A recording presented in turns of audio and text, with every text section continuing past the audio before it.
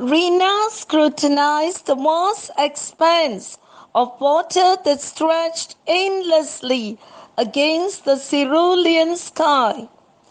It was a blustery evening, and the flickering of neon lights in the distance made her feel homesick. Her head hung in defeat as she thought about the war-stricken land that she had left a month ago. She felt solicitous when memories of her family came rushing to the gate of her mind. Civil war that had raged through her homeland had led to massive scale destruction and devastation of her birthplace Avalon. Cyclopean buildings had crumbled down like gigantic monsters that stooped low in shame and humility.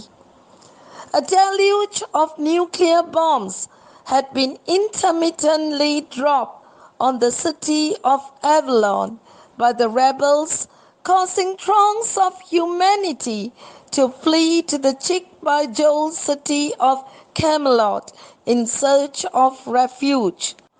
The exodus of its population transformed Avalon into an eerie ghost town where scavengers such as hyenas prowled as night descended on the city.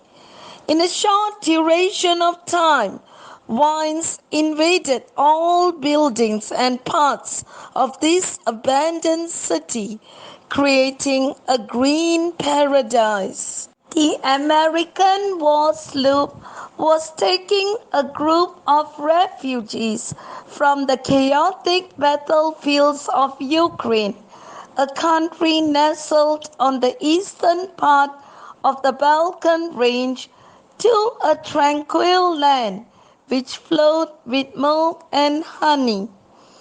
Rina looked at the myriad of once fresh rosebuds that lay at her feet. Their beauty had been stolen by time and the elements of nature.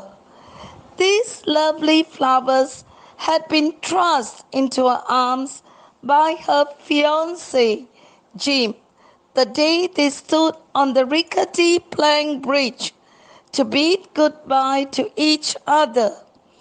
Tears glistened in Jim's blue eyes as he stood there in the shadow of the evening, trying to memorize every line and curve of his beloved's face.